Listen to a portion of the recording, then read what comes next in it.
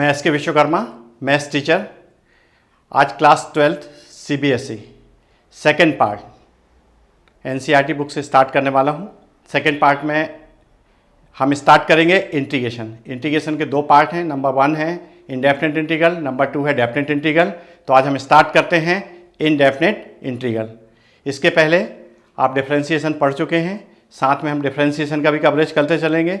यदि आपको कोई बात समझ में नहीं आती है तो आप बाकायदा हमारी लिंक पर भेजेंगे, हम उसका आंसर आपको तुरंत रिप्लाई करेंगे। चलिए स्टार्ट करते हैं इनडेफिनेट इंटीग्रल। चलिए आज हम स्टार्ट करते हैं indefinite integral. Differentiation of sin x is equal to cos x and differentiation of sin x plus c is equal to cos x. So differentiation of sin x is equal to cos x and differentiation of constant c is equal to 0. It is also cos x. So integration of cos x dx is equal to sin x plus c. Integration of cos x is equal to sin x plus c. Integration of cos x is equal to sin x plus c, then differentiate sin x plus c is equal to again cos X. इसका differentiation आप करेंगे तो आपको cos x हमेशा आएगा।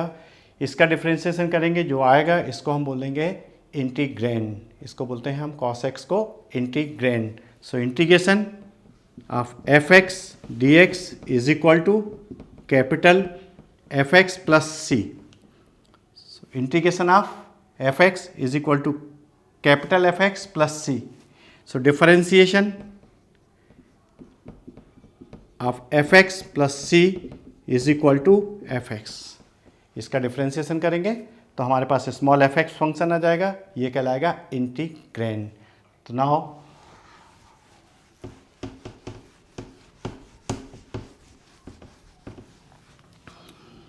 Right the formulas. Integration of sine x is equal to minus cos x plus C.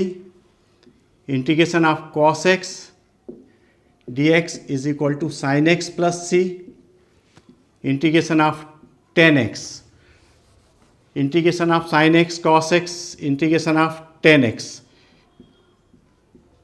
Tan x is equal to minus log cos x plus c. Integration of cot x dx is equal to log sin x plus c. And integration of sec square x dx is equal to tan x plus c. Integration of cosec square x dx is equal to minus cot x plus c. Integration of sec x dx is equal to log sec x plus tan x plus c.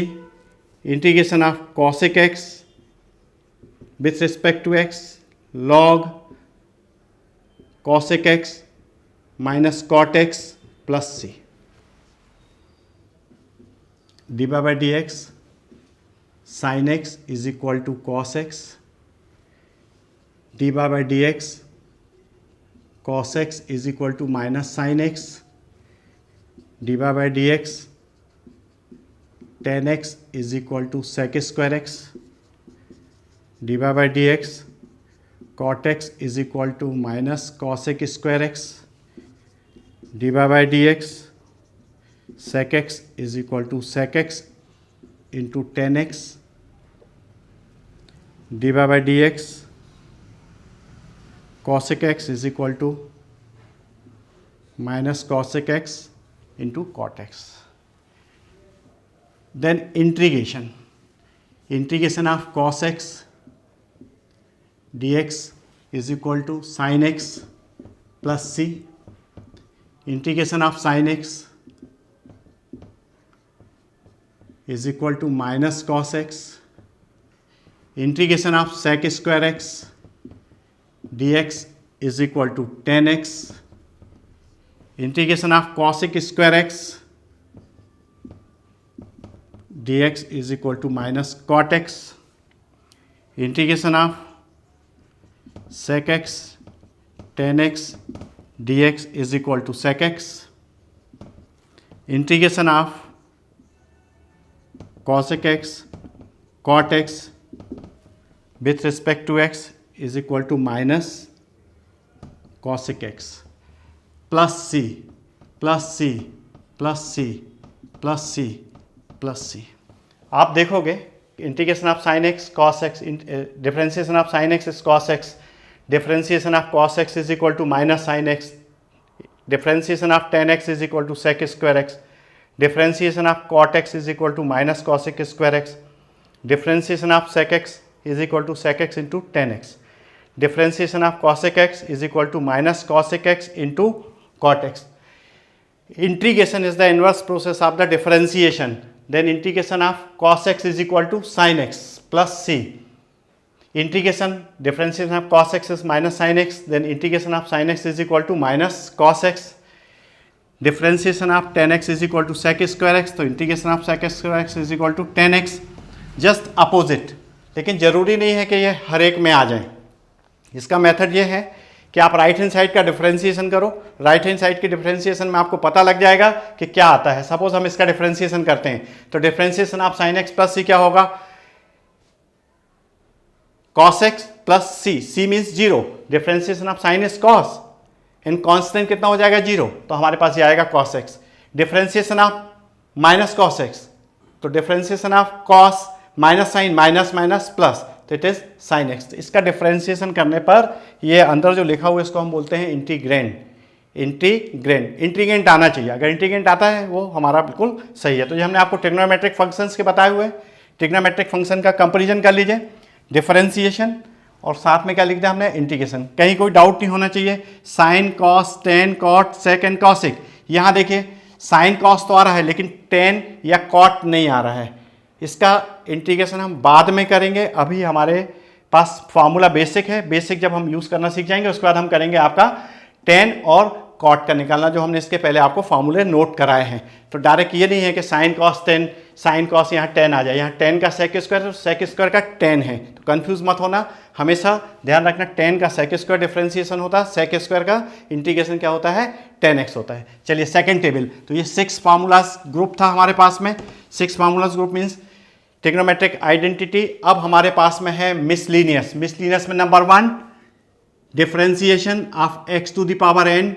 Main important formula, X to the power N means variable to the power N. X to the power means variable to the power N is equal to means N X N minus 1. Number 2 D by D X of x.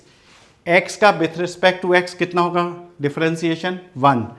Differentiation of exponential function. Exponential function means e to the power x. तो e to the power x is equal to e to the power x. Next exponential function a to the power x. So a to the power x into log a to the base a. Differentiation of any constant, constant alone is equal to 0. 1 2 3 4 5.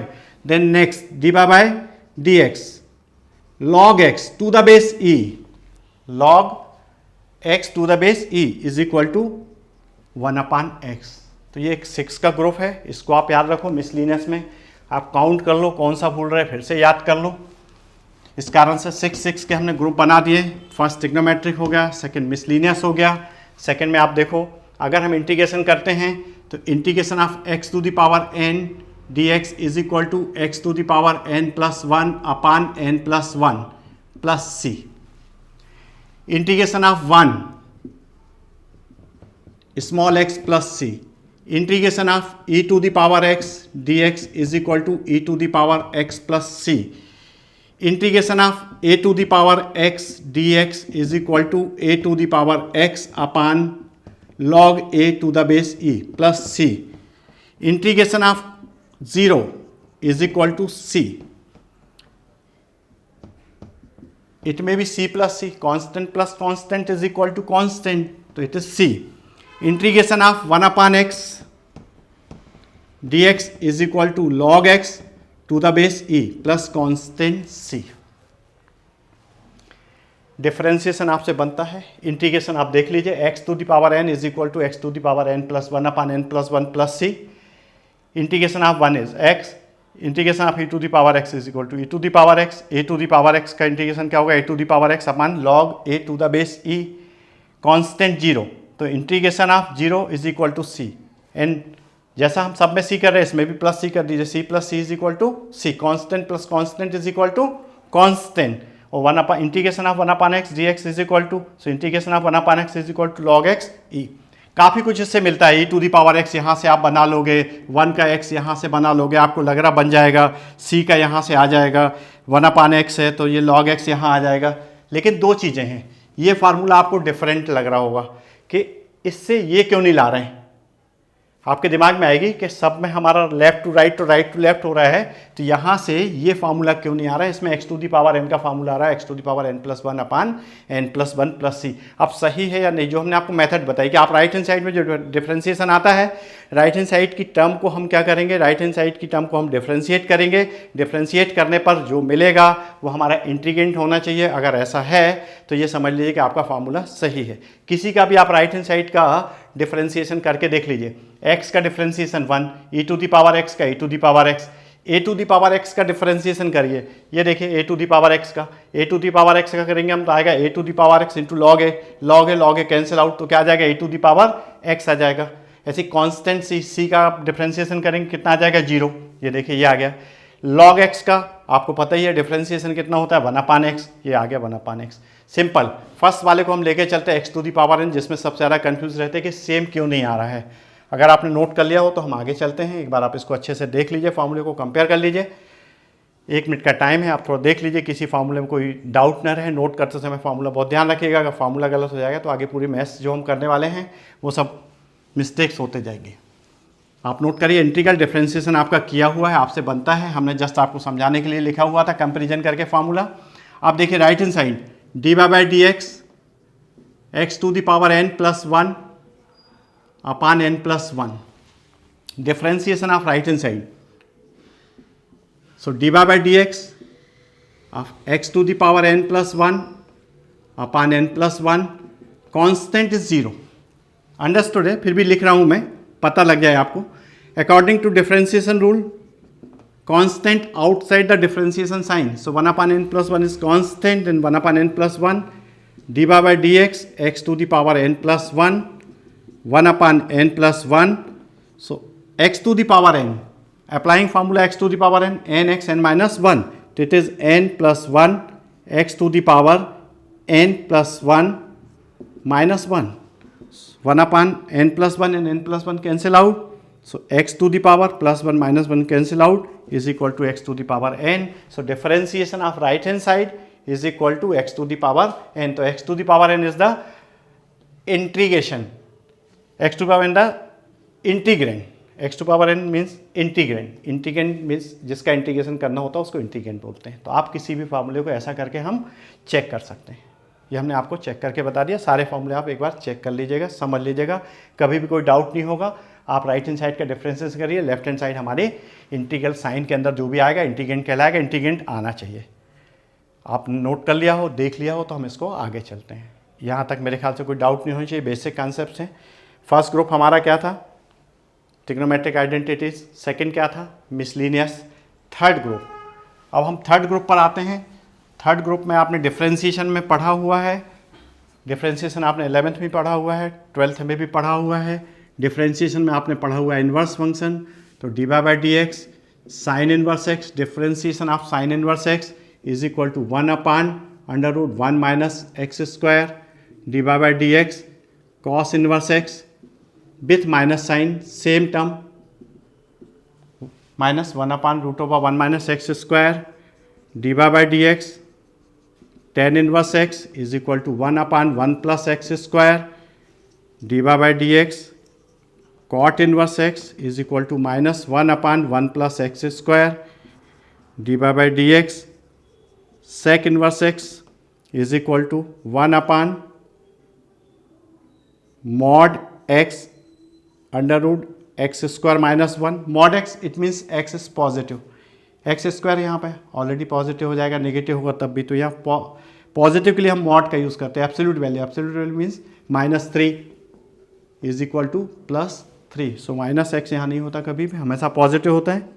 dy/dx cosec inverse x is equal to -1/√x (x² - 1).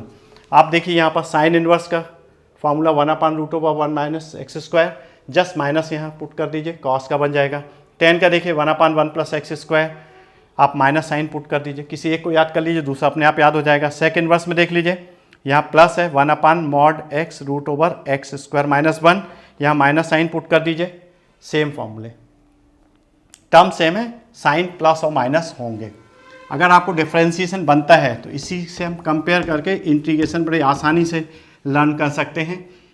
ये देख लीजिए, integration of √1 - x² dx is equal to sine inverse x plus c minus integration of 1/√1 - x² dx is equal to cos inverse x plus c, integration of 1 + x² dx is equal to tan inverse x plus c with minus integration of 1 + x² dx is equal to cot inverse x plus c, integration of 1/mod x² - 1 dx is equal to sec inverse x plus c, integration of with minus 1/mod x² - 1 dx is equal to cosec inverse x plus c। Same term है, right hand side आप लेके चलो, right hand side का आप differentiation करो। Sign inverse का differentiation क्या होता है, 1/√1 - x²। ये देख लीजिए, अगर ये आता है, इंटीग्रेंड आता है, हमारे फार्मूले सही हैं, तो कोई कन्फ्यूज़न की बात नहीं। आप इसी ढंग से कंपेयर करके लिख लीजिए, तो आपको 11th या 12th की डिफ्रेंशिएशन हमें अलग से लिखना नहीं पड़ेगी और फार्मूले हमारे कन्फर्म हो जाएंगे। तो आज अब जो हमने आपको फार्मूले दिए हैं, अब इनसे रिलेटेड जो सिंपल से एग्जाम्पल्स हैं वो हम आपके सामने रखते हैं, applications of the formula. NCERT book अगर आपके पास में है, सेकंड पार्ट आप निकाल लें। एनसीईआरटी बुक की एक्सरसाइज 7.1 के हिसाब से ही हम आगे चलते हैं। उसमें जो भी क्वेश्चन हैं सब बेसिक दिए हुए हैं, केवल उसमें फार्मूला लगाना सीखना है। इनमें से एग्जाम में कोई नहीं आएगा, लेकिन अगर इनकी प्रैक्टिस अच्छे से कर लेंगे तो आगे जो हमारे एग्जाम में आने वाले क्वेश्चन हैं उनमें पार्ट के रूप में पूछे जाते हैं। तो अगर आपने इसको देख लिया, अच्छे से नोट कर लिया है, तो अब हम इसको आगे चलते हैं। फार्मूला अच्छे से देख लीजिए, बुक में देख लीजिए, फार्मूले आपको सब जगह मिल ही जाएंगे। अब हम नेक्स्ट इसके एप्लीकेशंस पर आते हैं। सबसे इम्पॉर्टेंट फार्मूला है हमारे पास में x⁴n, integration of x⁴n, integration of x⁴n के एप्लीकेशंस आप बहुत तरीके से कर सकते हैं। आप अपने मन से क्वेश्चन बना सकते हैं। Suppose x⁴1/2 dx, so n is equal to 1/2। फार्मूले के हिसाब से आप चलिए तो n + 1/n+1 plus c, x⁴n, integration of x⁴n क्या होता है, x⁴n+1/n+1, तो n is equal to 1/2, x⁴n+1/n+1, तो x⁴3/2/3/2 प्लस c, यह आएगा 2/3 x⁴3/2 plus c, just application of x⁴n। Next कुछ भी आप बना लीजिए, आपके मन में जो भी आ जाए। Suppose √x - 1/√x whole square. अभी हम कोई भी ऐसे रूल्स नहीं जानते इंटीग्रेशन के, अब कोई भी रूल हम नहीं जानते हैं, इसके बाद हमें इसको करना है। तो सिंपल आपको दिख रहा है raised⁻², तो raised⁻² के लिए हम क्या कर सकते हैं, a - b whole square, expand it, a² + b² - 2ab dx, a² means √x whole square, square root and square cancel out, same thing यहाँ पे होगी, -2, a means √x, b means 1/√x, √x cancel, then 2। बहुत simple term लिख नहीं रहे हैं, आप समझदार हैं, इसको लिख लीजिएगा। Integration of x, integration of 1/x, integration of 2 dx, distributing integration sign, ये एक बेसिक रूल है, जैसा डिफ्रेंसीशन में होता है कि प्लस हो या माइनस, हम अलग अलग इस साइन को कर सकते हैं। अब सेपरेट टर्म आगे हमारे पास में छोटी छोटी सी टर्म है, तो x it means nothing than x to the power 1, x to the power 1 means n+1 upon n+1, x to the power n है, x to the power n+1 upon n+1, and integration of 1 upon x log x to the base e लिखना जरूरी नहीं है, silent रहता है। Silent रहने का मतलब ये होता है कि बेस में e है, अगर बेस चेंज होगा तो उसमें बेस लिखा जाएगा 7 या 10, and -2 is constant to integration of 1, so x to the power 2 upon 2 log x to the base e, integration of 1 is x। जैसे ही इंटीग्रेशन फिनिश होता है लास्ट में आपको प्लस c नोट करना है। आप कहोगे हर एक टर्म का एक सी होगा, हाँ हर एक टर्म का एक सी होगा, इसका सी, इसका सी, इसका सी, सारे c. C means constant, constant, constant, constant plus constant is equal to constant, constant minus constant is equal to constant, constant upon constant is equal to constant. तो सारे कांस्टेंट हमने ऐड करके C1 C2 C3 नहीं कहा हुआ है, total एक सी लिख देते हैं लास्ट में, इसका मतलब होता है सारे कांस्टेंट इसमें आ गए। अब बात आती जो हमने आपको इंट्रो किया था कि हम आज क्या पढ़ने वाले हैं, इनडेफिनिट इंटीग्रल। इनडेफिनिट इंटीग्रल पे अब आ जाती है हमारे काम की बात कि ये हर जगह सी लगाया हुआ है हमने। सी का मतलब क्या है, सी एक कांस्टेंट है, और ये कौन सा कांस्टेंट है, एब्सोल्यूट कांस्टेंट है या आर्बिट्ररी कांस्टेंट है। तो यहाँ पे ये एब्सोल्यूट कांस्टेंट नहीं है, ये आर्बिट्ररी कांस्टेंट है। और आर्बिट्ररी कांस्टेंट क्या होता है, जिसकी वैल्यू फिक्स ना हो, इनडेफिनिट हो।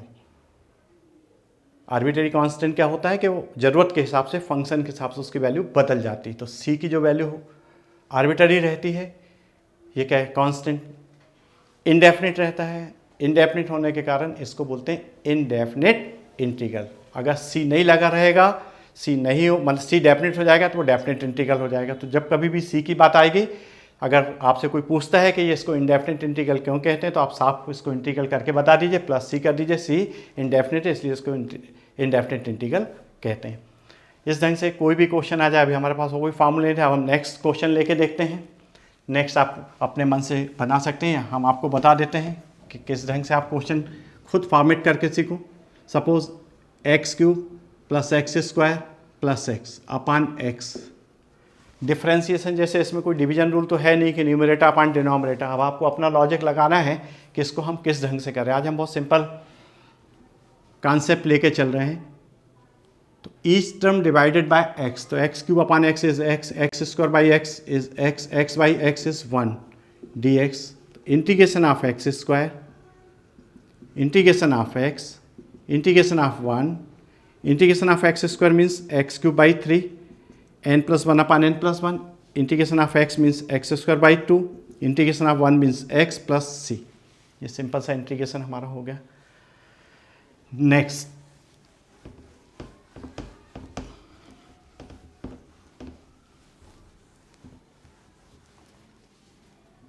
इंटीग्रेशन ऑफ tan² x, ये बार बार टर्म आती है, इंटीग्रेशन ऑफ tan²। अभी हमने आपको बताया था integration of sec² x। Integration of sec² x क्या होता है, tan x होता है। लेकिन tan² x का डायरेक्ट कोई फॉर्मूला हमारे पास नहीं है, आइडेंटिटी हमें उपयोग करना पड़ेगी। tan² की एक ही आइडेंटिटी हमारे पूरे कोर्स में है, 9 से 12 और कॉलेज तक। क्या है, sec² x is equal to 1 plus tan² x। जब कभी tan² x आ जाए तो आपको आइडेंटिटी चेंज करनी पड़ेगी। tan² x is equal to sec² x minus 1, sec² x minus 1, integration of sec² x, integration of 1, integration of sec² x, formula है tan x, integration of 1, formula है c। तो integration of tan² x direct formula नहीं है, आप चाहो तो learn कर सकते हो tan x minus c, otherwise आपको फाइंड करना ही पड़ेगा, डायरेक्ट कोई फार्मूला ऐसा है नहीं। Similarly integration of cot² x, cot² x using identity cos² x minus 1 dx, integration of cos² x minus 1 dx, integration of cos² x means minus cot x, 1 means x is equal to c। So integration of tan² x, integration of cot² x, always use the identity to find the value of tan square x and cot square x. Now next integration.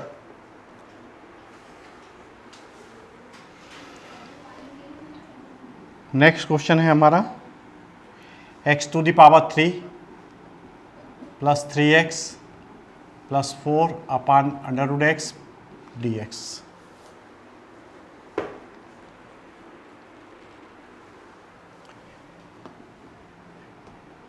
x to the power 3 upon root x 3x upon root x plus 4 upon root x dx. x to the power 3 and x to the power half.